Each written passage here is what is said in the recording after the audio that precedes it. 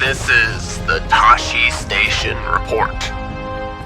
I haven't done this in a while, but let's check out the latest Star Wars news and see what's going on. To start us off, we found out that Zack Snyder actually had a pitch for an R-rated Star Wars movie, and apparently it was shot down for being rated R and for lacking existing characters. Now, am I against an R-rated Star Wars movie? No, but I don't want an R-rated Star Wars movie just to be an R-rated Star Wars movie. It needs to have a reason to be R-rated, because if it's just rated R to be like, ooh, the first rated R Star Wars movie, then that's stupid. But to get shot down for lacking existing characters, that is annoying.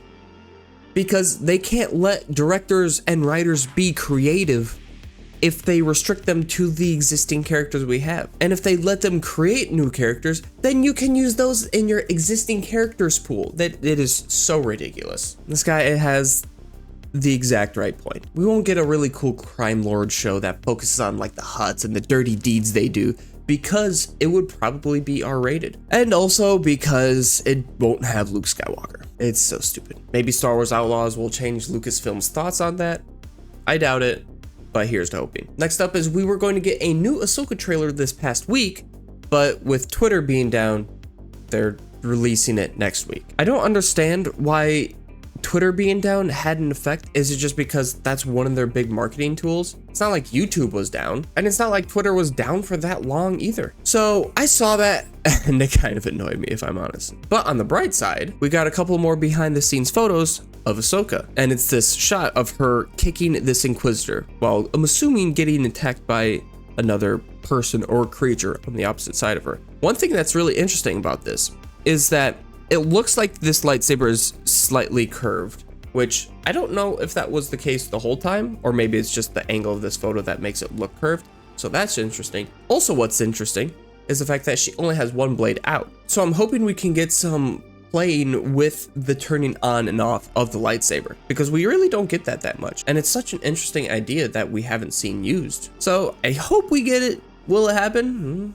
I guess we'll have to wait and find out. Continuing on with Ahsoka, with the passing of Ray Stevenson, who, if you don't know this character, I forgot his name. It looks like he's going to be one of the main villains. The actor passed away a month ago or so, and really sucks. And what the producer, the executive producer, had to say about his presence was that it loomed large on set during the production. He had an infectious enthusiasm and gregariousness that he shared with his fellow casting crew. It sucks. It sucks. Anytime someone in the entertainment industry passes away, it's rough for a lot of people. Obviously for them and their family.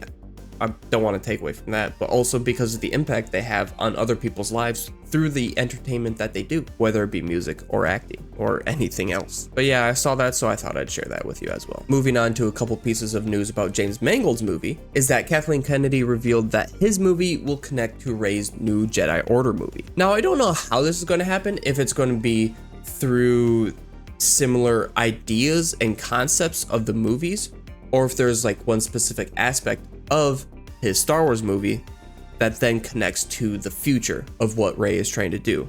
So the beginning of Jedi Order, Rey's new Jedi Order, maybe something along those lines, they connect a little bit. Not sure, but it'll be interesting to see how that plays out. Also, he has mentioned that they will likely not use the Jedi term, which I think is an interesting idea. Start with something that's more, I was going to say barbaric, but that's not exactly the case, but something old that will then turn into the Jedi term. I think that's a great way to go about it. And he said he's interested in speaking with George Lucas, which I think would be really cool. Obviously, George Lucas created everything, and he had some hit and misses in his movies, but he's the creator, and I would really like to see what his thoughts were on the creation of the Jedi and see some of that come to this series or movie. Will that happen? I guess we'll have to wait and find out. I do really hope that happens. I really hope George Lucas can have some more input and people ask for his input a little bit more, because obviously he created the universe, so he's going to probably know almost more about it than anyone else. And also, even though he's not in charge of Star Wars anymore, he should be the go-to for Lucasfilm to ask what they would do in a specific situation. Now, am I saying George's word is gospel and no one else can have any ideas? No. But I think he's at least a good place to start. And also, James Mangold has alluded to a Star Wars story part of the films being scrapped due to the commercial failure of Solo. If this is true, I'm annoyed because I kind of like that a Star Wars story. It's just kind of like a one-off thing. They could do that with so many things, but because one movie didn't do as well as they could have hoped, even though there is other reasons why it could have flopped, stupid. I hate how so much of the movie industry is like, oh, it's flopped up, no more of that, we don't want to make any risks. The risks are what get you the money and what get you people to come into theaters in the first place. Star Wars A New Hope was a risk. They were barely able to get that movie out. And because of that, we have this amazing saga with so many good shows and movies and just lore that people love. It's so stupid seeing movies get taken down off streaming sites too. It's like, oh, no one's really watching it, might as well take it down. No one's going to be able to watch it now. There's not going to be any cult classics or anything like that because no one's going to have a chance to see these movies that aren't as well known. And because of ideas like this. Paul also has the idea. Released less than 6 months after The Last Jedi, which was incredibly divisive. So people were kind of meh about Star Wars at that point. Anyway, moving on to some Andor. The showrunner, Tony Gilroy, says that he doesn't feel beholden to following up on Cassian's search for his long-lost sister in season 2. And then part of this quote is him saying, one of the most important things in the show is knowing when to let things go.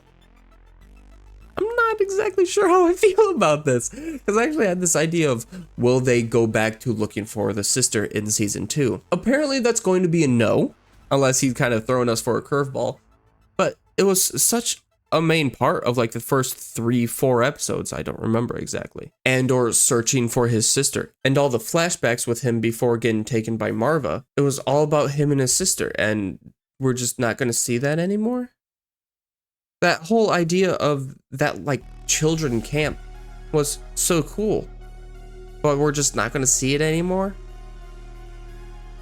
Okay, I mean, I feel like the stuff going on in the present day of Andor season 2 will probably be more interesting than him looking for a sister, admittedly, but I still want to see that concluded. And it also looks like Naboo is going to appear in Andor season 2. Looking at this image, they're filming at a location that was used in Phantom Menace. I'm curious what they'll be using Naboo for, but it will be nice to see Naboo again, because we've only really seen it in episode 1 and episode 2, and briefly in episode 3. And one last little thing about Andor is that Stellan Skarsgård gave his Andor monologue, which was so good. If you haven't seen Andor, at least just watch this monologue because it is just so good. I don't care if you don't have the context to it, it is just so good. The acting is mwah. But apparently he performed it 10 times in a row in quick succession before he was happy with the performance. And I think all the fans were happy with the performance as well. One quick little thing about Star Wars Eclipse is that it's reportedly aiming to release in 2026. The trailer for this is so cool. I really hope that it does actually come out, and it's set during the High Republic, which is such an interesting time. We haven't really explored it too much except for in the books, so it'd be cool to see what they do with this game. Now, is it going to be canceled like many other Star Wars projects? I fear it will be. I want you to watch this short little clip with me for a second. Would you want to revisit your Star Wars character? Well, you know what? Let me take this question. I got this question. Listen. I'm in Marvel now. I'm not allowed. Really? That's for that stunt you pulled earlier, you degenerate scum. Would you want to revisit? I think that's a yes. And I honestly think right now the perfect way for Qi'ra to come back is in Star Wars Outlaws, which I called during my trailer overview. Just saying, like the Pikes. I'm assuming Black Sun will be in this. Maybe Crimson Dawn? Huh? That'd be kind of cool. I mean, Darth Maul's dead at this point in time, but I would still make sense for Crimson Dawn to still be around, so maybe Qi'ra will be in this. That'd be kind of sick. But I really enjoyed her character, so I do hope we actually get to see more. And now one last little thing about Star Wars The Old Republic is that it's being moved from Bioware to Broadsword. I don't know if this video will be out before or after, but I have a reaction to a video about the change that's coming and how fans might feel about it. A few things to note, it is still being published by EA. A lot of staff is moving over to Broadsword, and they plan on keep on updating the game. And some of these people moving over, including all these roles, I'm not going to list them out, as well as these. So feel free to pause the screen if you're interested.